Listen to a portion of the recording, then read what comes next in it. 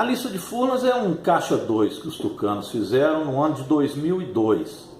Esse caixa 2 recebia dinheiro de diversas empresas que forneciam material e faziam serviço para Furnas. A lista de Furnas, na verdade, é um relatório apresentado pelo Dimas Fabiano Toledo do que ele conseguiu arrecadar em Furnas e para onde ele destinou. Dimas Toledo, ele foi diretor de engenharia, diretor de construção e planejamento da Furnas. Ele era politicamente sustentado pelos políticos de Minas Gerais e o Aécio, quando foi assumindo o protagonismo de Minas, passou a ser o padrinho político dele. Eles montaram então uma caixinha e com base nesse caixa as campanhas tucanas recebiam recursos. Segundo Dimas Toledo, repito, ele que assina a lista vai demonstrando quais as empresas entregaram dinheiro e quais os políticos que receberam. Todos esses políticos eram da base do governo Fernando Henrique Cardoso. Todos. Não tem nenhum da oposição, não tem nenhum de outro partido que não fosse um partido que dava na época sustentação ao Fernando Henrique. Os que mais receberam foram Aécio Neves, José Serra e Geraldo Alckmin, que eram candidatos aos cargos majoritários de governos do Estado, Minas Gerais e São Paulo, e presidência da República.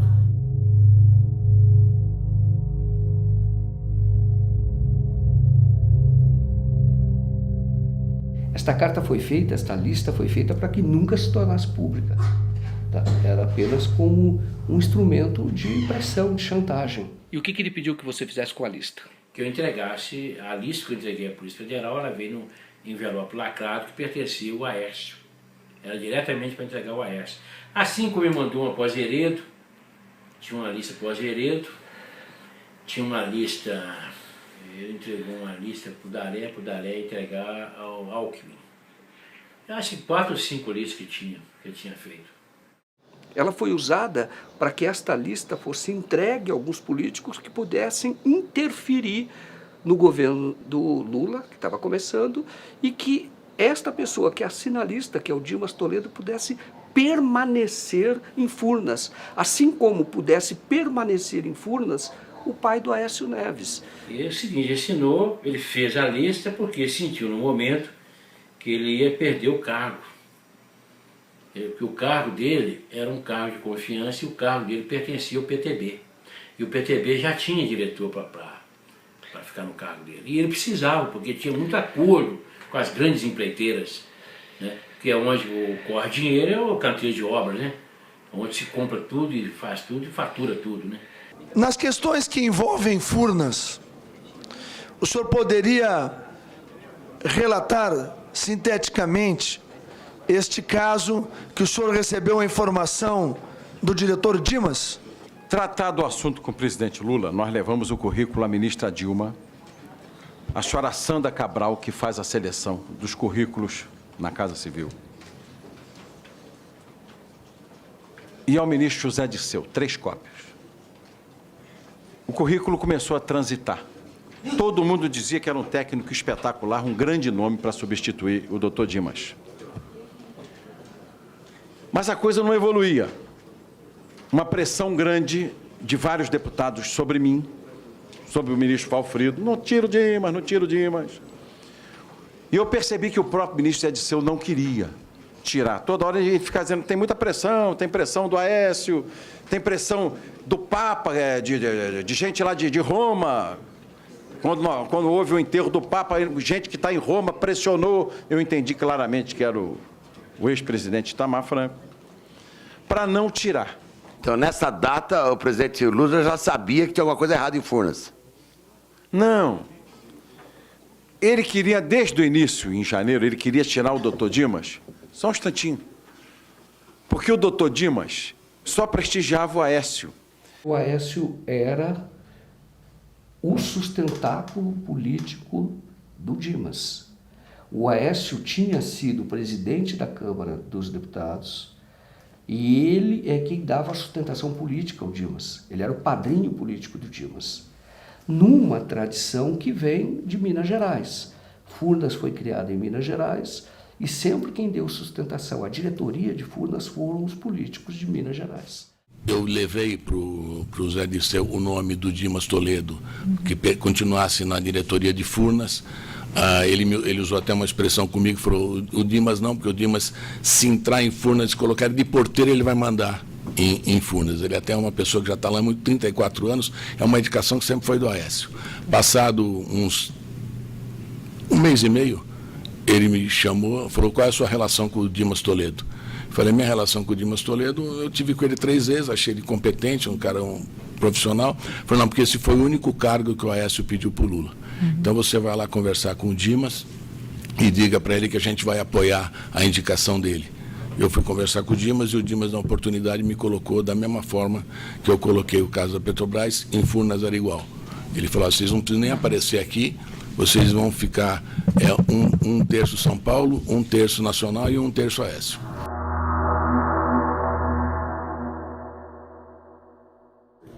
Onde que o Aécio aparece nessa lista? Em que circunstâncias? Ele aparece como beneficiário e aparece como autor intelectual de tudo. Porque o Dimas, que fez a lista de Furnas, foi colocado por ele, indicado por ele. O pai dele era membro do Conselho de Administração de Furnas. O Aécio não foi só beneficiado na lista de Furnas, ele é o autor intelectual de tudo que aconteceu em Furnas. Porque quem indicou o Dimas foi o Aécio. O grande organizador dessa estrutura criminosa toda chama-se Aécio Neves da Cunha. Ele que arquitetou tudo isso. A relação do Aécio com a lista é não apenas de receptor, mas também de organizador, através de sua campanha, do Caixa 2 e distribuição disso nacionalmente, onde vão entrar políticos do PSDB, como já disse, de São Paulo, mas também do Rio de Janeiro, da Bahia, de toda parte do Brasil.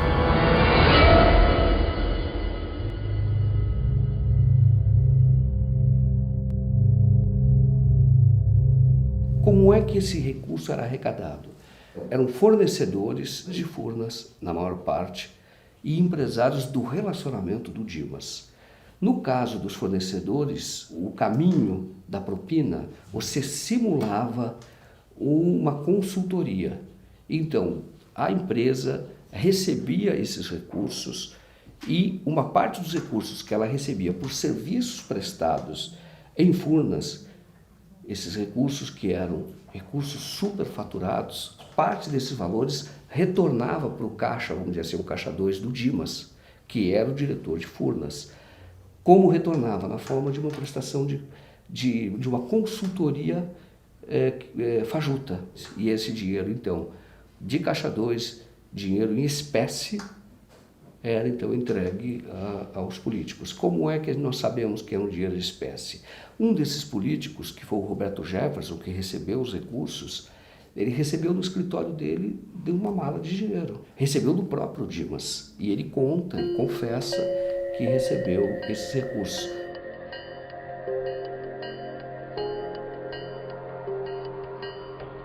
Outro é um deputado estadual, presidente da Assembleia de Minas Gerais, Antônio Júlio, que recebeu, também disse que recebeu os recursos em espécie do Dimas Toledo, que é de Minas Gerais. Por que as pessoas acabam assinando listas, fazendo contratos? Por quê? Faz porque o Dimas exigia isso, né? Hoje, por exemplo, você está vendo a delação premiada hoje, como é que eles estão entregando um entregando o outro? Isso sempre existiu. Sempre existiu. Olha o Youssef com a lista dele. O Youssef não tinha a lista dele? Furnas, o modus operandi, isso já demonstrado no inquérito da Polícia Federal, é muito parecido com o que se mostra hoje, por exemplo, na Petrobras ou qualquer outro escândalo de estatal, ou do metrô de São Paulo. O caminho é o mesmo. Quer dizer, quem presta serviços para a empresa estatal tem que pagar um pedágio, paga um pedágio. Este pedágio ele é feito na forma de consultoria.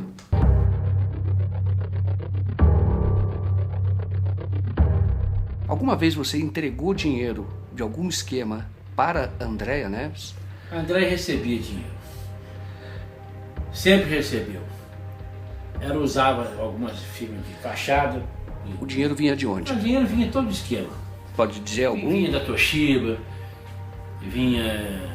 O Dimas apurava o dinheiro e mandava entregar.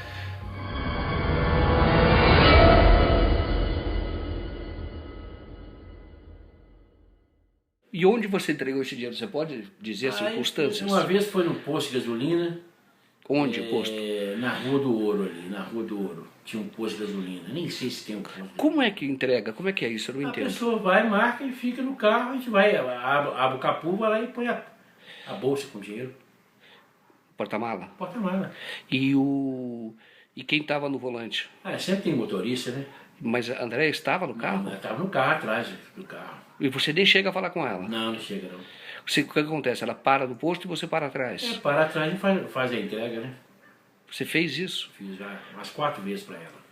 Entregou dinheiro para ela? Entreguei. Valor de quanto, você sabe? Uma vez foi em 2.500.000, tudo em nota de 100 contado, e ele já vinha tudo numa tesouraria, né? Outra vez mais ou menos 600.000, teve uma outra que foi 200 e poucos mil reais, e assim vai. Você tem condição de provar o que você fala? O que eu falo, tudo foi documentado. Tudo meu foi documentado. A Andréia está na lista como a pessoa que ela viabiliza os recursos para um comitê de prefeitos. Ela recebe esses recursos. Agora, a Andréia não está só na lista. A Andréia é indiretamente citada pelo Alberto Youssef, doleiro de Curitiba. O senhor sabe quem era o operador do PSDB na época? A gente sabe por ouvir dizer, né? Então, ouvir dizer, né? Não tenho certeza, não posso afirmar, mas diziam que era a irmã dele, irmã do Aécio. O senhor ouviu isso de quem? Ouvi do seu José, ouvi do próprio Daré na época. O senhor falou que o Antônio Daré comentou com o senhor. O que o senhor lembra dessa conversa? O que ele falava? Algum dado específico? Algum lugar? Não, às vezes ele estava discutindo valores com o seu José e aí falava, pô, eu não posso pagar mais que isso, porque ainda tem a parte do PSDB, esse tipo de coisa. Então aí você acaba escutando. O Youssef, réu confesso, operador confesso, ele dizia o seguinte, que ele operava para um político do PP, do Janene, que é do Paraná, o estado dele também. Falecido já. Então, ele tinha lá, o PP tinha os seus recursos ali. E quem ia buscar esses recursos? Youssef. Uma vez ele foi buscar esse recurso no dono de uma empresa de Bauru, chamada Bauruense, que é uma grande prestadora de serviços para Furnas e, segundo o que a Polícia Federal descobriu e o Ministério Público denunciou, Bauruense prestava serviços superfaturados para Furnas. Que a Bauruense é o seguinte, era uma empresa que ela... O Dimas é sócio da Bauruense, eu acredito que a Aécio também seja sócio. Não posso afirmar, mas eu acredito. Porque a Bauruense ela tinha muitos contratos sem licitação. Na verdade, o partido que tinha a diretoria, né? Mas quem operava a diretoria era o José Janeiro, em comum acordo com o deputado Aécio. Quem que falou isso pro senhor? O próprio deputado José Janeiro. Ele falou isso pro senhor? Falou. Mais de uma vez? Mais de uma vez. Na verdade, o Partido Progressista não tinha a diretoria só, e sim dividiria com então, o PSDB, no caso, a cargo do deputado Aécio Neves. Quanto que eles recebiam? Tanto o PP quanto o PSDB, o senhor sabe a divisão? Divisão eu não sei, mas eu sei mais ou menos pelos valores que a Bauruense me passava mensalmente. Era coisa de mais ou menos, na época, $100 mil, 120 mil dólares. O Youssef vai lá para buscar o dinheiro que pertencia pertencia, na visão dele, porque pertence ao povo brasileiro, mas na visão dele, era o do feudo, da cota do PP. Aí ele foi até lá e recebeu, e foi receber o dinheiro, só que ele esperava receber o dobro. Mas aí o dono da Bauruense falou, não, metade, a irmã do Aécio já veio e levou. Ela veio pessoalmente aqui. Aí o Youssef liga para o Janeiro e fala, mas ó, não é aquele valor que você está me falando, porque a Andréa já veio e pegou metade. O Janeiro falou, pode vir embora, porque realmente é do Aécio. Tá? Na Casa de Pedra você esteve alguma vez? Estive, lá é onde faz as festas. Mas você esteve lá? Estive lá. O que você esteve fazendo lá? Lá entrega dinheiro também. Você lembra de quem era o dinheiro e para quem era? O dinheiro era para entregar para o Aécio. E você entregou para ele? Entreguei. Mas para ele mesmo, não? Ele mesmo. Você já esteve frente a frente com ele? Várias vezes. E esse dinheiro que você entregou para ele vinha de onde? Furnas. Você lembra quem era o fornecedor? Hein? Lembra quem era o fornecedor? Vinha Janeiro pedia para entregar com o esquema com a Bauruense. Nós estamos em Bauru, nesta casa aqui, morava Ayrton Daré, dono da Bauruense. Nesta casa, segundo Nilton Monteiro, que era operador em Furnas, eram distribuídos recursos de propina, dinheiro desviado de Furnas. Você esteve na casa do Daré, que é o dono da Bauruense? Estive lá em Bauru. Você esteve lá? Eu estive lá, fico umas 3 vezes lá. Você lembra como era a casa dele? É uma casa muito grande, né? Um muro muito grande, toda murada. Aí você foi lá e entregou dinheiro? Eu peguei dinheiro lá, entregar não, lá eu pegava o dinheiro.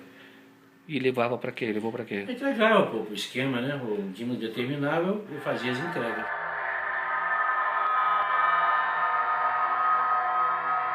Assim que eu recebi esse material, eu entreguei para a Polícia Federal ainda um xerox de cópia autenticada. A Polícia Federal, de posse daquilo, disse que não poderia saber se era verdadeiro ou falso, visto ser ainda de xerox. Aí ele pressiona o Nilton para que o Nilton entregue a lista original.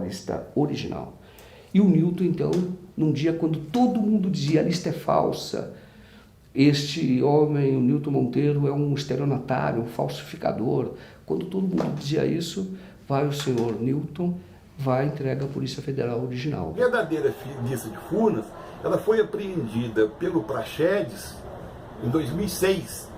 Ela foi apreendida após o Roberto Jefferson denunciar o esquema.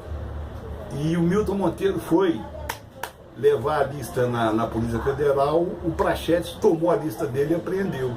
Esta lista foi entregue por Nilton Monteiro na sede da Polícia Federal aqui em Minas Gerais e depois de mais ou menos um mês, feito o exame grafotécnico, a Polícia Federal detectou então que ela era verdadeira e autêntica. A assinatura é do Dimas, o documento foi impresso, todas as folhas na mesma impressora, tem lá a mesma marquinha das impressoras, então não tem nenhum sinal de adulteração, então não há dúvida de que a lista era verdadeira. A estrutura policial de Minas Gerais a serviço do PSDB simulou a existência de outras listas que eram falsas, realmente as outras eram falsas, mas foi falsificado por eles.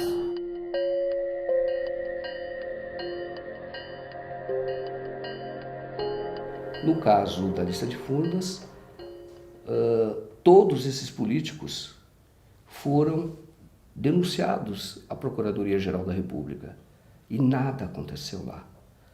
Da Procuradoria-Geral da República se desmembrou por um inquérito envolvendo os empresários e pessoas que não tinham foro privilegiado. A procuradora Andréia Baião, que fez a denúncia, ela foi promovida, entre aspas, logo em seguida. A denúncia chegou ao juiz federal. O juiz decidiu que, curiosamente, embora envolvesse uma empresa estatal federal, não era assunto da Justiça Federal.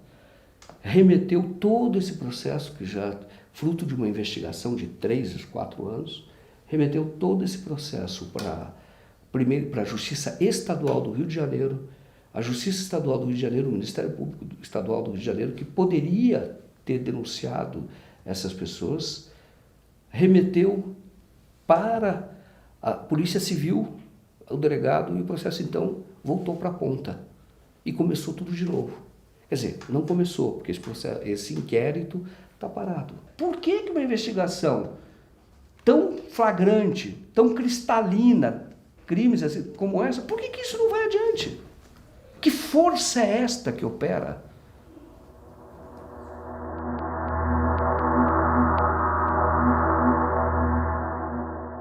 Na época em que o Aécio se prepara para disputar a eleição, em 2014 para presidente, ele já estava circulando, já estava com a pré-campanha dele na rua. Você tem, alguns meses antes, você tem o Nilton Monteiro preso. Nilton Monteiro é quem conseguiu essa lista e entregou o original à Polícia Federal. Foi muito perseguido. Ele tinha outras denúncias contra ele e a Polícia Civil em Minas, essa polícia ligada ao senador Aécio Neves, policiais civis, não a polícia, policiais civis ligados ao senador Aécio Neves, acabaram por armar contra ele e ele foi preso por outras questões, jamais pelo caso de Furnas, que aliás ele ganhou na justiça quando o acionaram. Mas ele foi preso, evidente, em retaliação à entrega que teve da lista de Furnas. Nada foi provado contra ele, foi solto e a situação dele em relação à lista de Furnas, ele não tem nenhum processo contra ela julgado e condenado. Depois, você tem o dono de um site, o dono do jornal, preso, sob a acusação de que ele agia em conluio com o Nilton. O Nilton não tinha nenhuma condenação, só que eles não tinham relação nenhuma, não fosse fonte, a relação de fonte. A prisão do Marco Aurélio foi uma coisa assim, absurda, porque não havia denúncia contra ele, nunca se comprovou nada contra ele. Ele foi, o que se falava informalmente, é que ele faria parte de uma quadrilha que estava forjando documentos. Essa história de forjar documentos é mentira, pelo seguinte, o Novo Jornal tinha até uma estética conservadora, você olhava um site como outro qualquer, mas se você olhasse as matérias, era uma matéria, em geral, reportagens bem feitas, aprofundadas, com muita fonte, mas no final vinha novidade, vinham PDFs, né, pendurados na matéria, comprovando com documentação tudo que estava sendo dito. Por exemplo, a primeira vez que eu vi, né, a lista de Furnas na íntegra foi no Novo Jornal. Falaram que eu participava, nas condições de relações públicas, de uma quadrilha, que essa quadrilha era chefiada por Nilton Monteiro.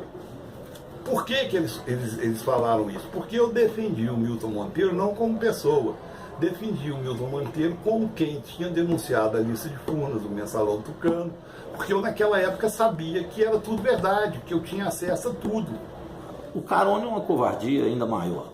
No caso do Carone, ele é jornalista, ele tinha um jornal, que era o Novo Jornal, que é um site eletrônico. E ele publicava matérias que não interessavam, ou não era do gosto do senador Aécio Neves. Com base nisso, eles enquadraram o Carone como se ele fosse chefe de uma, como se ele fosse membro de uma quadrilha e seria relações públicas da quadrilha. Ou seja, um jornalista publica no site dele matérias e é considerado relações públicas de uma quadrilha que eles inventaram a partir do Nilton Monteiro. Com base nisso, deixaram ele preso durante todo o período da campanha eleitoral, para que ele não dissesse outras coisas que sabia do senador Aécio Neves.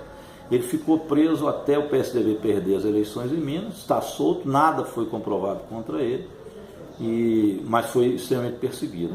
Você ficou preso realmente durante o período de campanha? Período da eleição, Durante o período de campanha. Período, fiquei 9 meses e 20 dias. E o que te aconteceu lá? Não é bom comentar não, é muito triste, é uma coisa desagradável. Os 3 últimos meses eu fiquei em isolamento absoluto. A minha relação lá, embora eu não possa reclamar dos detentos, meus colegas, né? Hoje eu tenho, além de identidade, eu tenho o IFOPENG, que é a identidade do preso, né? E eles me trataram muito bem, me protegeram muito, sabiam que a coisa era política. Os próprios agentes sabiam que a coisa era política, tentavam me proteger, mas a direção não deixava. Eu dependo de remédios, porque eu tenho pressão alta, eu tenho diabetes, e eles suspenderam tudo. Aí eu tive um infarto, tive um AVC, e fiquei praticamente 9 meses deitado, o que acabou resultando na atrofia da minha bacia, que ficou com a diferença na perna de 15 centímetros, que eu estava recuperando de uma cirurgia quando fui preso. O que exatamente vocês falavam da lista de Furnas no jornal? Olha, quando eu cheguei ao jornal, a lista de Furnas já estava de posse do Marco Aurélio. E havia uma campanha generalizada dos tucanos no sentido de dizer que a lista era falsa, quando nós tínhamos uma cópia do laudo da Polícia Federal dizendo que era verdadeira. E não é cabível crer que a Polícia Federal do Brasil ia falsificar, ou melhor, ia atestar como válido um documento falso. E foi essa lista que o Carone, o Novo Jornal e o Geraldo Elísio publicaram em primeira mão.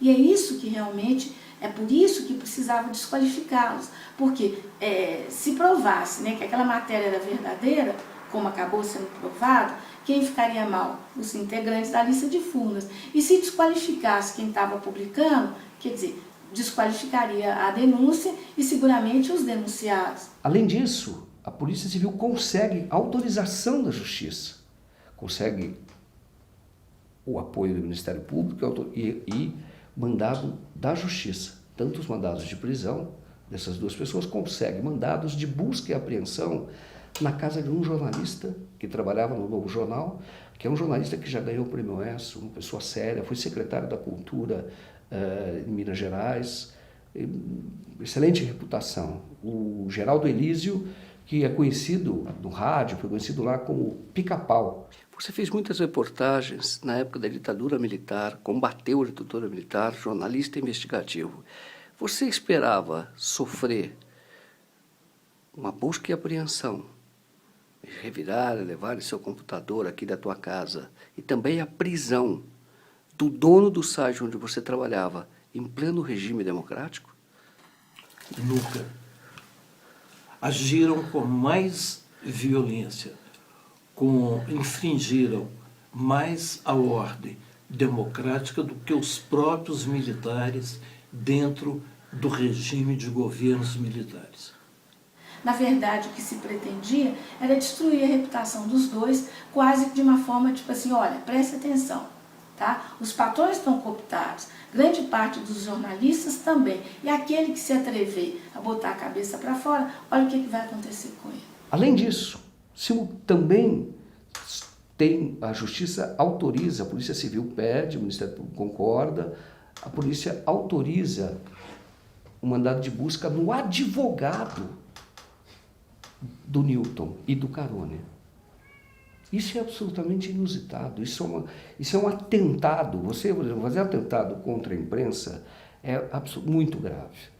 Você entrar na casa de um advogado e no escritório dele fazer busca e apreensão é tão grave, ou talvez mais grave do que isso. Porque existe realmente o advogado, ele tem segredos dos seus clientes. E você, a não ser que o advogado esteja envolvido em crime diretamente, você não pode fazer isso. E isso foi feito lá. Quem mexeu com lista de Furnas aqui em Minas foi perseguido. Eu quase tive mandado cassado, os outros dois foram presos, sendo que o Carone por pouco não tinha um infarto e morria na cadeia.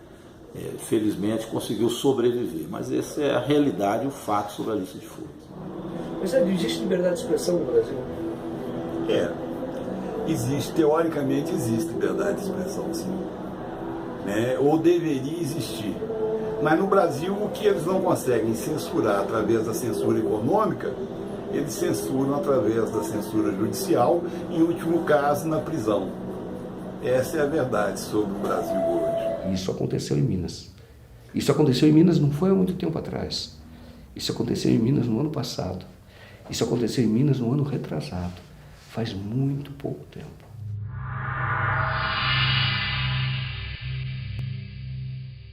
Existe no Brasil algo que incomoda qualquer pessoa que tenha amor pela justiça ou pela democracia, que é 2 pesos e 2 medidas. Se você investiga, investiga todo mundo.